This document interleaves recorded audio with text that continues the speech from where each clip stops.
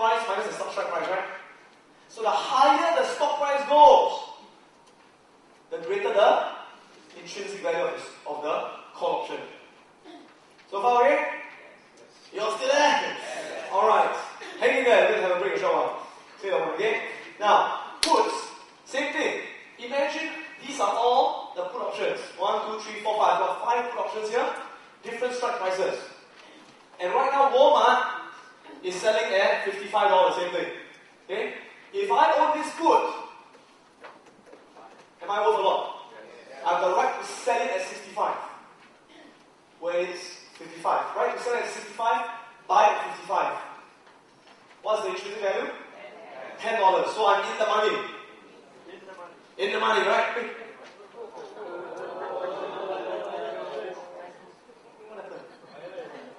It's possessed. It's not, right? Not it's not true. Let's see that before. Oh, possessed. Okay?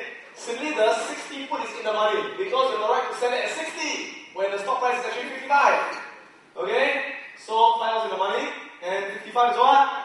At the money, out of the money, out of the money.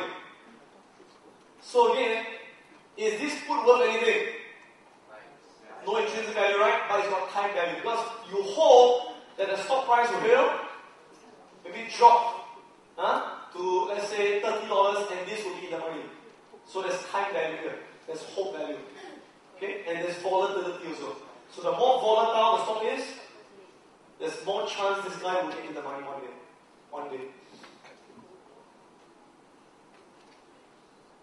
So in other words, intrinsic value of puts is the opposite. Strike price minus what? And we want the stock, and the lower the stock goes, the lower this goes, the higher the value of the put. Right? So as a put buyer, remember, we want the market to go down. So about it? Hang in there. Turn the person next to you and say, hang in there! Hang in there! And tell him, you will master this! One day! You must do today, okay, today. But you know what, if some of you are a bit confused, right, it's okay. It's always like that. When I first learned this, I was like, I also didn't get it, I don't know, I read it a few times. But I learned this without attending a course last time. I learned this last time in the US. And I took a whole course on this last time. Many years ago, I was like reading the textbook like, it's really hard to understand. But when someone explains, you ask questions, it's a lot easier, right? But conceptually, it is not easy to understand the first time, to be really fair. So if you don't understand, it's not because you're stupid, it's because it is difficult to understand, right? So, what determines your option price? There are two things. Remember we said this? The first thing is the intrinsic value. Your intrinsic value is the part of the option that is in the money. The more in the money, the higher your intrinsic value. So for calls, the intrinsic value is stock price minus strike price. The higher the stock price, the higher the intrinsic value. For the put, it is strike price minus stock price. So the lower the stock goes, the higher your intrinsic value. Okay? But again, if your option has got no intrinsic value, it is out of the money. We still have a what? Time value, hope value, and the volatility. This is called extrinsic value. Or say extrinsic value. Okay, so that's called extrinsic value. So far, any questions? Please ask.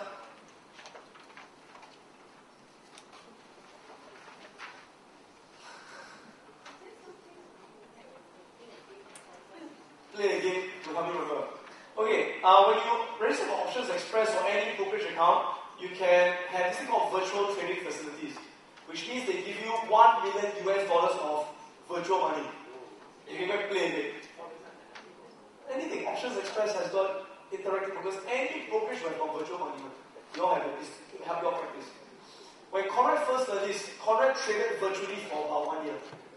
Without using money. Because the time was a bankrupt, so he had really got no money. So he was forced to use the fake money. Yeah? But then the fake money, the game itself, right? Is it real market data? Real market data is real. It's actually real. Yeah? Yeah. How long you people trade you go to real? trade? It depends. You know, for me, I use real money straight away because I'm not really a trader. I'm more of an investor. But if you're a person who's trading and you're in out very, very fast, then you really want to paper trade first. Because remember, the shorter term, the higher the score, the risk, and the lower the probability of success. Okay?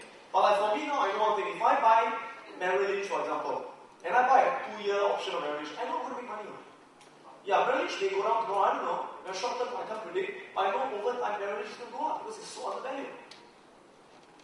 Right? Now, talking about the hope value, the time value, right? Time value decreases exponentially as time passes. Obviously, right? So as you go towards the expiry date of it, the hope decreases, no more hope already, right? So your time value drops, you know? So you want to buy options with a longer time to expiration, obviously. Like I said, you can buy LEAPs. LEAPs are called long-term anticipated securities.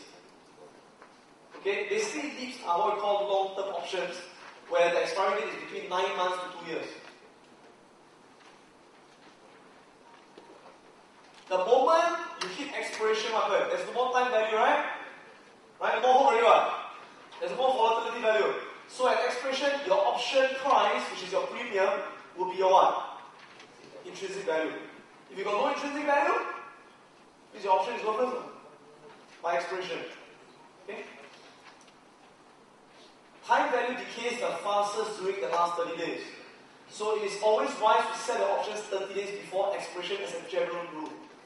There are exceptions, but as a general rule, it's safe to do that. Because in the last 30 days, your time value goes no more hope. So stop hoping. Options expire on the 3rd Friday of the month. Okay? Now, there are certain things in options called Greeks. Everyone say Greeks. Greeks are symbols. Okay, like for example, the first Greek that you may want to know is called theta. All say theta. The number theta starts with what? T. So time. Okay?